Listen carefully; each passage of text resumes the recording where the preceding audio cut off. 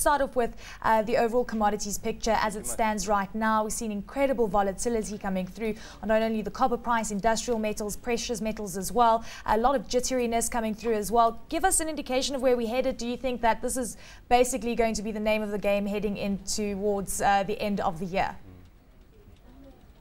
Yes, no, there's certainly a lot of volatility. But despite all the volatility, commodity prices in general remain at fairly high levels, or at least much higher levels than we've seen in June, July. We think volatility is going to remain in commodities. That's the nature of commodity markets.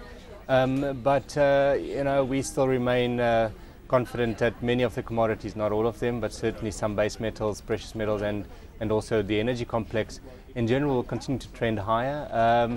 But as we head towards January, we might see some risk taken off the table, especially with the monetary tightening in, for example, China. Let's touch on the iron ore components of the commodity space right now. We saw extensive changes coming to the fore earlier this year, of course, with contracts as well and the pricing systems. How has that affected investments into the market? Yeah, I mean, it's obviously, if there's volatility, investment, especially in new greenfield projects, it becomes more difficult to price projects. It becomes more difficult to plan supply. But once again, as I've said, overall, especially for something like iron ore and steel, we see emerging markets as a group of economies that will continue to expand. They will continue to need steel, need commodities, need base metals. And that is supportive of overall project development in the sectors. Let's touch on one of the most interesting stories that have come through from a Canadian-based company, Northland Resources, and they're also planning to list in Sweden at this point in time and raising between, say, around $200 million to $250 million. How is that set to shake up the iron ore environment? Yeah, I mean, it is, the iron ore industry, of course, is very big. They have come and are developing a new greenfields project in Sweden. Of course, Standard Bank has offered to take off-take agreement with them for 3 years, and it's around 3 million tons of iron ore pellets per year. And that allows them to gain finance through Standard Bank, but also through other lenders. It's just a positive development. It shows that the industry as a whole remains confident that, for example, iron ore and steel will continue to see a development going ahead.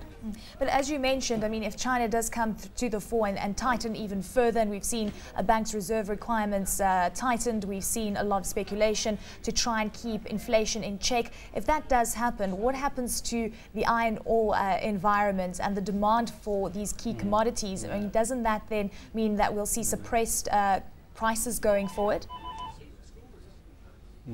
No, certainly. As I've mentioned, short-term monetary policy is a concern. However, it's in the structure of emerging markets in China specifically, where the economies continue to expand, especially in capital like infrastructure, urbanization, and of course that especially needs steel, especially needs metals like copper, aluminium, and we are confident that yes, short-term there might be some volatility in prices and demand, but longer term we expect demand to continue to expand. And short-term monetary tightening is not going to derail the outlook for demand.